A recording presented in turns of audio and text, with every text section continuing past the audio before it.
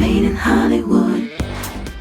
Set in the 1950s, Carol is the story of a sophisticated woman caught in between her loveless marriage and a thrilling new relationship. Academy Award winner Cate Blanchett brings Carol to life. Hi there, I'm director of the film Carol. You're watching Made in Hollywood, and here's a scene from my film. Dearest, there are no accidents, and no explanation I offer will satisfy you.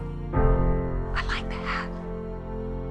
I literally felt at times like this suffocation, like coming over me while watching. I just felt like just taking in this suffocation of the plight of these women.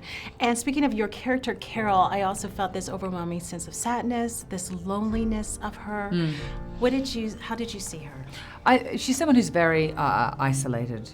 You know, she's been around the block once or twice and been burnt and knows how the world works. And then she encounters and is quite bewildered by this attraction she has to a younger woman who's quite cult-like, played by Rooney, who doesn't have that sense of heartbreak that Carol has experienced. But I think the isolation is a very big thing. How many times have you been in love?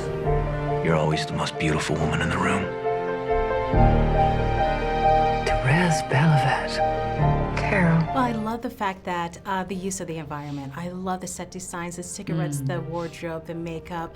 How did you appreciate that when you were going about creating your character or just being on set? It's a collaboration, and working with Morag Ross and Sandy Powell and Kay Giorgio did hair and makeup and costumes.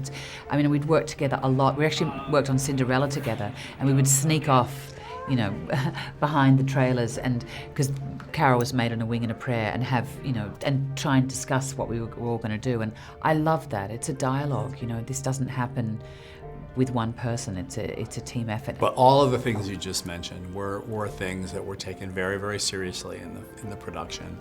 I surrounded myself with my very favorite and best people in each department.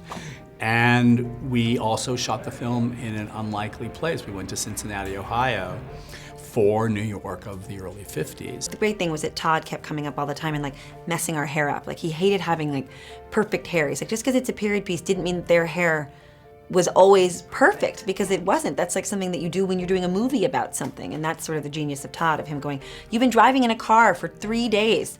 You haven't had a shower. Mess up your hair. She's still my wife. I love her. I can't help you with that.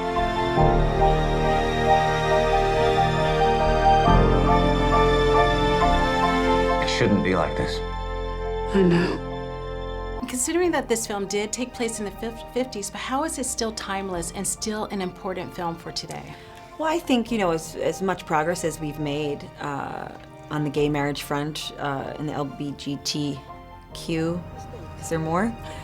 Community, I think that it's really good to have a nice, healthy reminder of what used to be. I think it's a beautiful love story, and I think it could only be made in this way by Todd now because the language around same-sex relationships has shifted to the point where the love story can sit central to the film. All you can do is really focus on the time and place itself and honor it and really be true to it and be sensitive to it, not be comparing it to the present day all the time.